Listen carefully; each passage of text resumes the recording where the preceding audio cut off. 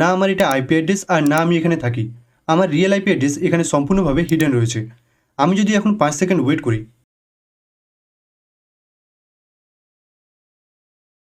তো দেখবে এখানে আমার আইপি আর লোকেশন দুটোই চেঞ্জ হয়ে গেছে।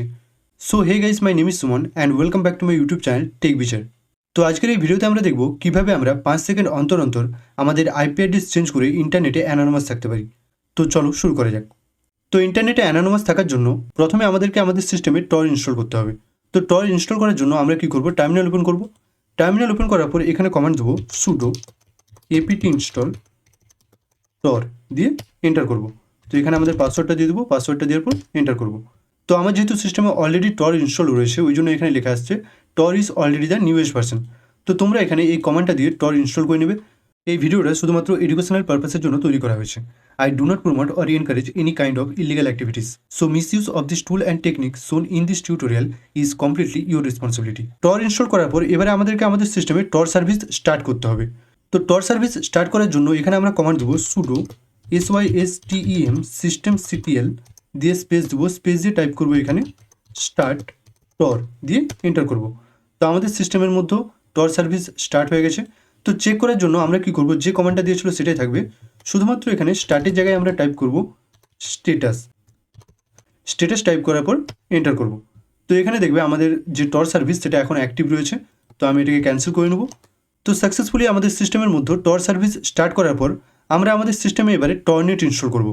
তো টর্নেট ইনস্টল করার জন্য আমাদেরকে প্রথমে আমাদের সিস্টেমে পিপ ইনস্টল করতে হবে।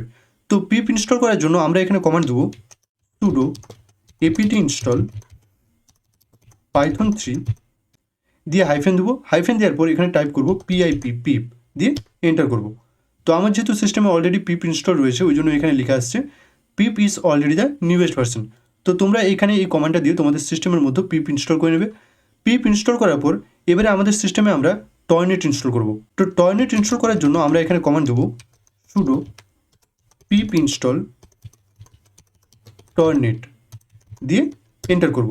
এন্টার করলে তোমাদেরও যদি এরকম ইরর আসে তাহলে কি করবে, যে কমান্ডটা দিয়েছিল সেটাই থাকবে। আমি ক্লিয়ার করে নিচ্ছি একবার এটাকে। তো তোমরা যে কমান্ডটা দিয়েছিলে সেটাই দিবে, দেওয়ার পর এখানে স্পেস দিবে, স্পেস দিয়ে টাইপ করবে হাইফেন ব্রেক হাইফেন সিস্টেম দিয়ে আবার হাইফেন দিবে, হাইফেন দিয়ে টাইপ করবে এখানে প্যাকেজেস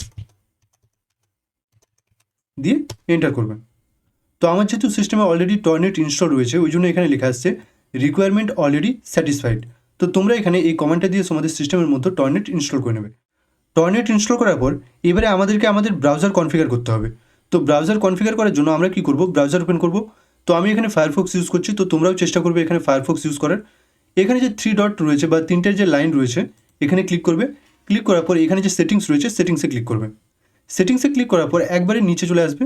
নিচে আসার পর এখানে যে নেটওয়ার্ক সেটিংস রয়েছে, এখানে যে সেটিংস রয়েছে এখানে ক্লিক করবে।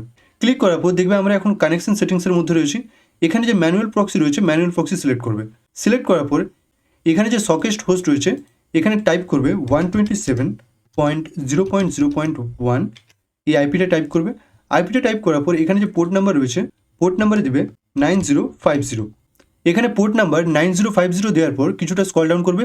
স্ক্রল ডাউন করার পরে এখানে যে proxy DNS when using SOCKS V5 রয়েছে এটাকে চেকবক্সে সিলেক্ট করে নেবে যদি না সিলেক্ট করা থাকে। দিয়ে কী করবে, এখানে ওকেতে ক্লিক করবে। তো আমরা এখানে আমাদের ব্রাউজার কনফিগারেশন কমপ্লিট করে নিয়েছি। এবারে আমরা আমাদের টার্মিনাল ওপেন করব। টার্মিনাল ওপেন করার পর এখানে কমান্ড দেবো সুডো টর্নেট দিয়ে স্পেস দেবো। স্পেস দিয়ে টাইপ করবো এখানে হাইফেন INTERVAL ইন্টারভাল দিয়ে স্পেস দেবো। ইন্টারভাল মানে কি না, তোমরা কতক্ষণ ছাড়া ছাড়া আইপি অ্যাড্রেস চেঞ্জ করতে চাও সেটা সেকেন্ড হিসাবে এখানে টাইপ করবে। তো তোমরা যদি এখানে 1 মিনিট ছাড়া ছাড়া তোমাদের আইপি অ্যাড্রেস চেঞ্জ করতে চাও তাহলে এখানে টাইপ করবে 60 অর্থাৎ 60 সেকেন্ড। আর যদি 2 মিনিট ছাড়া ছাড়া হয় তাহলে 120। তো এইভাবে তোমরা সেকেন্ডের টাইমটাকে এখানে টাইপ করবে। তো আমি এখানে 5 সেকেন্ড অন্তর অন্তর আমার আইপি অ্যাড্রেস চেঞ্জ করতে চাই। তো আমি এখানে টাইপ করবো 5 দিয়ে স্পেস দেবো। স্পেস দেওয়ার পর টাইপ করবো এখানে হাইফেন কাউন্ট দিয়ে আবার স্পেস দেবো। তো স্পেস দেওয়ার পর আমি এখানে টাইপ করবো 0। তো তোমরা কতবার আইপি অ্যাড্রেস চেঞ্জ করতে চাও, তো যতবার আইপি অ্যাড্রেস চেঞ্জ করতে চাও এখানে 1 2 3 4 করে এখানে টাইপ করতে থাকবে। তো আমি এখানে টাইপ করবো 0 অর্থাৎ ইনফিনিটি দিয়ে কী করবো, এন্টার করবো। এন্টার করলে দেখবে আমাদের টর সার্ভিস স্টার্ট হয়ে গেছে। তো কিছুক্ষণ ওয়েট করবো আমরা। তো দেখবে আমাদের এখানে আইপি অ্যাড্রেস চেঞ্জ হয়ে গেছে, your IP has been change to দিয়ে এখানে আমাদের নতুন যে আইপিটা সেই আইপিটা এখানে দিয়ে দিয়েছে। তো দেখবে 5 সেকেন্ড ছাড়া ছাড়া আমাদের এখানে আইপি অ্যাড্রেস চেঞ্জ হচ্ছে। তো আমরা সিম্পলি কী করবো, এখন ব্রাউজার ওপেন করবো। ব্রাউজার ওপেন করার পর আমরা এখানে সার্চ করব chck check.tor project project.org দিয়ে এন্টার করব। তো দেখবে এখানে লেখা আসছে congratulation the browser is configure to use Tor.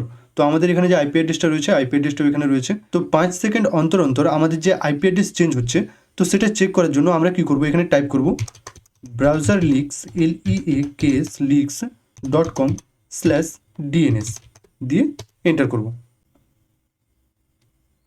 তো এখানে দেখবে ডিএনএস লিক টেস্টের মধ্যে আমাদের দেখবে এখানে আইপি অ্যাড্রেস রয়েছে আর এখানে আইএসপি রয়েছে আর লোকেশন রয়েছে, ঠিক আছে। তো আমি যেহেতু বাংলাতে কথা বলছি মানে বুঝতেই পারছো, ঠিক আছে, মোটেও এটা আমার রিয়েল আইপি অ্যাড্রেসও নয়, এটা আর আমার লোকেশনটাও রিয়েল নয়। এরপর আমরা যদি এখানে 5 সেকেন্ড ওয়েট করি, 5 সেকেন্ড ওয়েট করার পর আমি যদি এই পেজটাকে এখানে রিলোড করি, তো দেখবে আমাদের এখানে আইপি আর লোকেশন আবার দুটোই চেঞ্জ হয়ে গেছে, তার সাথে সাথে আমাদের আইএসপিও।